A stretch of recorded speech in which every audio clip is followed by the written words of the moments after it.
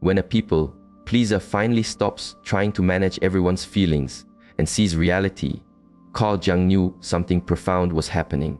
They don't turn cruel. They become unstoppable.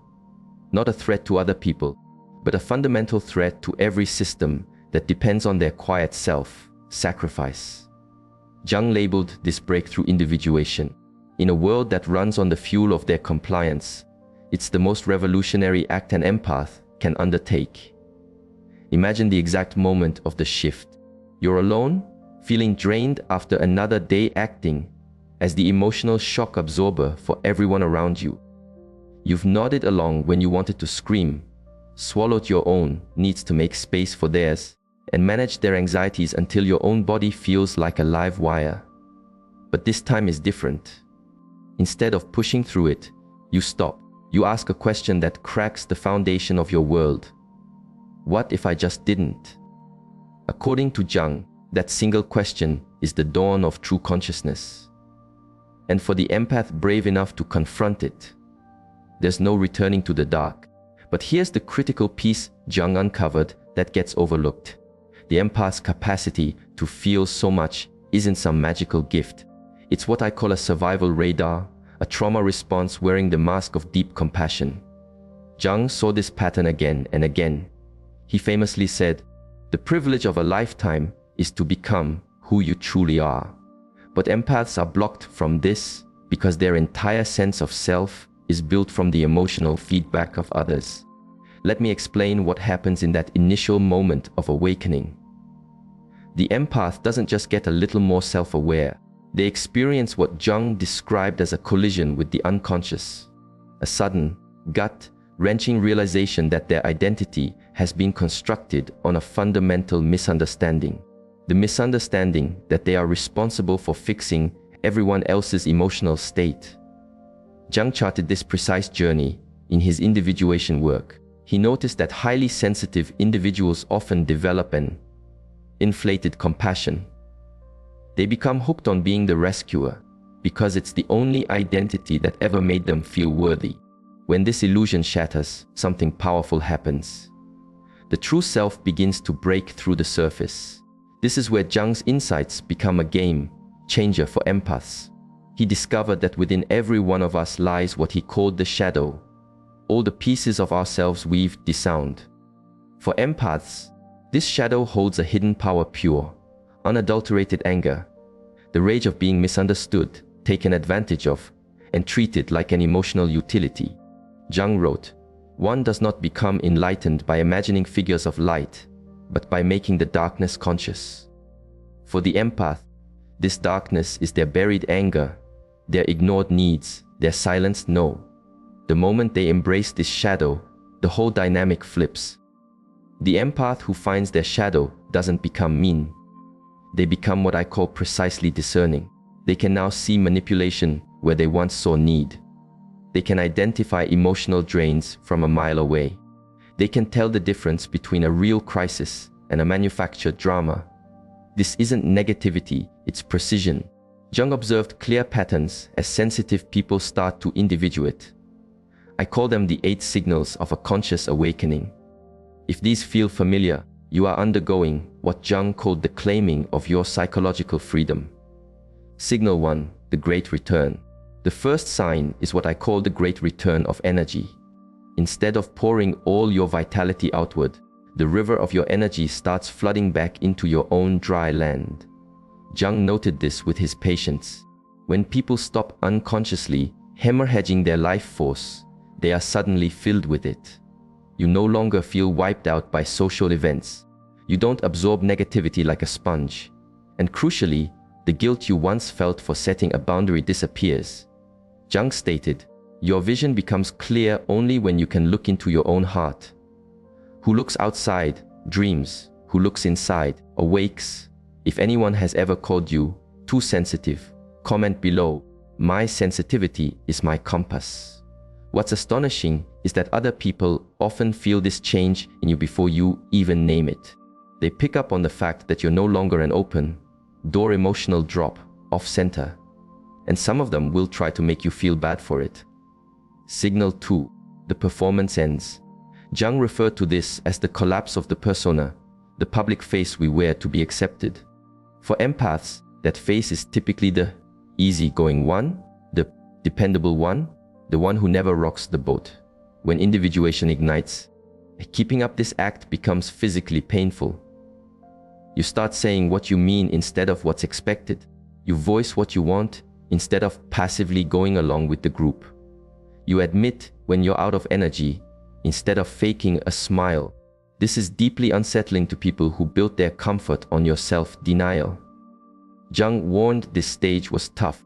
The most terrifying thing is to accept oneself completely. But for the awakening empath, self-acceptance begins to feel better than anyone else's approval. Signal 3, the mirror clears. Jung's insight here is transformative. He found we constantly project our own best qualities onto others. Empaths are masters at this. They project their own integrity, depth, and capacity for empathy onto people who simply do not have it. But during individuation, what I call the mirror clarification occurs. You stop seeing what people could be and start seeing who they are. You stop rationalizing their toxic behavior. You let go of the belief that everyone has a hidden heart of gold. Jung wrote, "Everything that irritates us about others can lead us to an understanding of ourselves." The awakening empath realizes that the selfishness that annoyed them in others was a reflection of the healthy self-interest they had starved in themselves. Signal 4, your no, finds its voice. Jung saw that psychologically mature individuals create a direct relationship with their inner world. For empaths, this means they finally start trusting their gut feelings over other people's demands. You start saying no, and that becomes a complete sentence. You stop feeling you have to justify your own needs. You learn that the people who get upset about your boundaries are the ones who were profiting from you having none. This isn't selfishness. Jung saw it as individual integrity. The awakening empath discovers what I call vital self-preservation. The realization that caring for yourself isn't a luxury. It's the foundation for any healthy relationship. Signal 5, the false debt is cancelled. This is often the most profound signal for empaths. That heavy, pervasive guilt for taking up space, for having needs, for letting someone down. It starts to dissolve. Jung called this the integration of the shadow. When you stop fighting parts of yourself, you stop feeling guilty for having them. You see that guilt was a tool others used, consciously or not, to keep you in your place. When someone now says, "You seem different," with a note of disappointment, instead of apologizing, you think, "Good. I am." Jung wrote, "The individual has always been unconscious of himself, but the awakening empath becomes deeply conscious of their own value, separate from anyone's validation." Signal 6, the lighthouse effect. Jung's process of individuation leads to what he termed self-actualization, acting from your authentic center, not from a script written by society. For empaths, this means picking authenticity, even when it costs you approval. You stop faking emotions to manage the room. You stop nodding in agreement when you feel the opposite. You stop laughing at hurtful jokes to keep the peace. This raw honesty is incredibly attractive to secure people and a huge threat to insecure ones. Comment if you noticed people's behavior toward you changed the second you stood up for yourself. They could sense it before it was announced. The awakening empath learns what I call the lighthouse effect. When you stop trying to be a chameleon to please everyone, the right ships are naturally drawn to your light. Signal 7, the physician cures themselves. Jung recognized many in helping roles are what he called wounded healers. Their focus on others is a way to avoid their own unhealed pain. But in this awakening, empaths turn their diagnostic and healing skills inward, often for the very first time. You start asking, "What do I need right now?" Instead of constantly scanning what everyone else wants, you start parenting your own inner child instead of mothering every adult in the room. You have the gut-level realization that you cannot serve from an empty vessel, and you've been running on fumes for years. Jung's famous words resonate here. The privilege of a lifetime is to become who you truly are. The awakening empath finally claims that privilege for themselves, unhooking their identity from being a perpetual caretaker. Signal 8, the open door with a doorman. The final signal is what Jung called conscious relating, the power to form deep bonds without dissolving into the other person. The awakening empath masters what I call boundaried empathy. They can still sense and understand what others are feeling, but they no longer have to absorb it. You start drawing in people who respect your energy instead of those who drain it. You build friendships on mutual care, not one-way emotional labor. You can love people fully without the compulsion to fix them if you're at a point where you can read the room, but no longer need its applause. Right, I see you, and I am me. Jung taught that individuation leads to far more authentic love, because you are finally connecting as a whole person, not just the part of you that performs. But Jung was a realist. He didn't sugarcoat this journey. He called it the night sea journey, a time of confusion, loneliness, and loss that is essential for rebirth. For an empath, this phase can feel like a part of you is dying, and in many ways it is. It's the death of the constructed self, the one designed to keep everyone else happy. You may lose people who only valued the compliant version of you. You might feel a profound loneliness as you learn to be with yourself without a crisis to manage. You may have to mourn for relationships that you now see were based on your utility, not on true affection. Jung famously wrote, "No tree, it is said, can grow to heaven unless its roots reach down to hell." The awakening empath must journey into their own shadow to rise up into their true, authentic self. Jung was also a pioneer in linking the mind and body. For empaths, years of sponging up others' emotional turmoil creates what I call somatic burnout, chronic exhaustion, unexplained anxiety, gut problems, and autoimmune flare-ups. But as empaths step out of the people-pleasing role, their bodies start to mend. The constant state of high alert in the nervous system begins to stand down. Sleep deepens. Chronic aches often fade. Jung knew psychological and physical well-being were two sides of the same coin. Your body was never designed to be a storage unit for everyone else's stress. When you stop being the emotional landfill for the world, your health naturally starts to recover. Jung understood that individuation inevitably transforms your relationships. Some will get stronger, many will dissolve. For empaths, this great relationship audit is painful but absolutely critical. It sorts the genuine connections from the transactional ones. People who genuinely care for you will respect your newfound boundaries and champion your growth. Those who push back were likely feeding off your self-neglect. Jung differentiated this as genuine connection versus neurotic enmeshment. You will realize that many relationships were based on an unspoken deal. You offer unlimited emotional labor in exchange for their conditional approval. When you terminate that contract by choosing yourself, some people will walk away. That's okay. Here is Jung's most empowering discovery of all. When empaths stop being an emotional sponge for everyone, their sensitivity doesn't vanish. It evolves into what I call channeled sensitivity. They can still feel things intensely, but now they have a choice about what to let in and what to let go. This channeled sensitivity is a genuine superpower. You can read a room with total accuracy without being flawed by it. You can offer help without being drained by it. You can love someone with your whole heart without losing an inch of yourself. Jung termed this differentiated consciousness, the ability to stay anchored in your own center while being connected to others. The awakened empath becomes what Jung called a conscious individual, a person who walks through the world with their empathy as a guide, but their boundaries as their shield. Jung believed personal transformation was the seed of collective evolution. When one person claims their consciousness, they grant permission for others to do the same. The empath who reclaims their life doesn't just transform themselves. They become a living example of a healthier way to exist. Your courage to draw a line in the sand gives someone else the strength to draw theirs. Your refusal to carry others' emotional baggage shows them they have the capacity to carry their own. Your raw, unfiltered honesty gives them a glimpse of a world where performance isn't necessary for love. Jung wrote, "The meeting of two personalities is like the contact of two chemical substances. If there is any reaction, both are transformed. But this profound transformation can only happen when at least one of those people is showing up as their authentic self." Jung saw that individuated people operate by an inner compass, what I call the empowered empath's creed. 5 principles to stay sovereign while staying connected.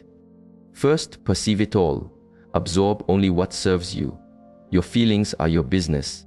Their feelings are theirs. Second, give from your surplus, never from your reserves. Third, connect with others without disconnecting from yourself. Fourth, help from a place of inspiration, not obligation. And fifth, let your inner wisdom be louder than external noise. These aren't rigid laws. They are touchstones for living what Jung called an authentic existence in a world that often rewards us for being unconscious. Jung knew that society often mislabels this kind of conscious self-care as selfish, because an unconscious society profits from our self-abandonment. When empaths finally put their own well-being on the agenda, they are often hit with accusations of being cold or selfish. But Jung drew a critical line. There is a toxic selfishness, and there is a vital selfishness. Vital selfishness means you take responsibility for your own joy instead of outsourcing it. It means you have clear fences, not stone walls. It's the difference between self-care and self-neglect. The awakening empath finally understands that looking after themselves isn't selfish at all. It's the most responsible thing they can do. You can't water a garden from an empty well, and most empaths have been trying to do just that for their entire lives. Jung's vision of individuation culminated in what he called the inner marriage, uniting the so-called masculine and feminine energies within a single person. For empaths, this means finding the balance between their innate sensitivity and a newfound, healthy assertiveness. You learn to take in energy as skillfully as you give it out. You develop a no that is as confident as your yes. You integrate your desire to nurture with your non-negotiable need for your own space. Jung called this psychological wholeness. It's the point where you no longer look for someone else to complete you, because you are busy completing yourself. The awakening empath becomes living proof that you can be both gentle and fierce, both caring and clear, both deeply sensitive and absolutely sovereign. Jung understood that highly sensitive people, once they master their trait consciously, possess a unique toolkit. I call this the empath's advantage. Strengths that flourish when empathy is focused instead of scattered. Your intuitive clarity becomes razor sharp once it's no longer fogged up by other people's emotional noise. Your creative energy skyrockets once it's not being siphoned off by emotional parasites. Your relationships become profound and reciprocal because you attract people who mirror your authenticity instead of seeking to exploit your compassion. Jung's words echo here. Your vision becomes clear when you look into your own heart. The conscious empath develops a vision that pierces through facades and sees the truth. Jung noted that the path of individuation almost always includes a chapter of deep loneliness, as you uncouple from the unconscious herd mentality. For empaths, this can be agonizing. Your life has been defined by being needed, and now you are faced with the stillness of your own company. But Jung drew a sharp line between loneliness and solitude. Loneliness is the ache of being disconnected from others. Solitude is the joy of being connected with yourself. For the first time, the awakening empath learns to truly enjoy being alone. In that quiet, you can finally hear your own thoughts, identify your own desires, and meet the real you, maybe for the very first time. Jung's journey of individuation does not end in a retreat from the world. It culminates in conscious re-engagement. The awakened empath comes back to their community and relationships, but now they participate from a place of choice, not of obligation. You offer help because it feels right and true, not because you feel guilty. You join social events because you crave connection, not because you're afraid of being left out. You offer your unique gifts to the world from a place of true abundance, not from a hidden need to be validated. Jung called this conscious participation, showing up in life as your real self, not the self you think you should be. Jung understood that this kind of deep psychological growth isn't a straight line, it's a spiral. The awakened empath will face continuous tests as they work to hold their boundaries and live authentically. Old habits will beckon, moments of doubt will creep in, but every cycle takes you deeper. Every challenge you meet fortifies your spirit. Every boundary you hold makes the next one less difficult. Jung called this spiral development. You revisit the same core lessons, but each time from a higher level of awareness. The secret is to see these challenges not as setbacks, but as the curriculum of your growth. Jung taught that with individuation comes a new kind of responsibility. Once you heal yourself, the natural impulse is to help others do the same. But the conscious empath's mission is radically different from their old rescuing patterns. Instead of saving people, you model for them what a healthy boundary looks like. Instead of absorbing their suffering, you hold a calm, steady space for them to navigate it. Instead of solving their problems, you trust their own inner wisdom to find a way. This is what Jung meant by authentic service, helping others from a place of wholeness, not from your own unhealed wounds. You become a lighthouse, shining a beam for ships that are ready to find the shore, but you no longer feel compelled to sail into the storm to rescue them. Jung's ultimate aim was integration into what he called the self with a capital S. Not your ego, not your public mask, but the complete, whole version of you. For empaths, achieving this state means embracing every facet of who they are, the tender and the tough, the giver and the boundary setter. You no longer apologize for your depth of feeling. You stop dismissing your intuitive hits. You embrace your own magnificent complexity instead of trying to shrink to fit into others' boxes. Jung's words are a lifelong mantra. The privilege of a lifetime is to become who you truly are. The integrated empath is both powerful and peaceful, both deeply connected and utterly free. So I want you to hear this loud and clear. Your sensitivity was never your weakness. It was your unprotected strength. Your boundaries are not selfish. They are profound self-respect. Your true self is not too much. It is exactly what is needed. Jung dedicated his life to mapping this journey toward wholeness. And his central finding was that it always demands courage. The courage to let people down in order to be true to yourself. The courage to choose solitude over a soul-crushing compromise. The courage to prioritize your own becoming over your comfort. If you hear yourself in these 8 signals, you are already walking the path Jung laid out a century ago. Trust that journey. Trust your gut. And trust that becoming the real you isn't just a choice. It's your purpose. If these patterns of transformation resonate with you, write this: I am not responsible for their feelings. When an empath stops trying to please everyone and finally sees the truth, they don't become selfish. They become self-possessed. They don't lose their compassion. They learn to aim it inward too. They don't stop caring about other people. They simply start including themselves in the circle of care. This is Jung's great gift to every empath who is bone tired of being an emotional caretaker for the world. You do not have to carry everyone's pain to have value. You do not have to set yourself on fire to keep others warm. You are allowed to be sensitive and strong, caring and boundaried, empathic and whole.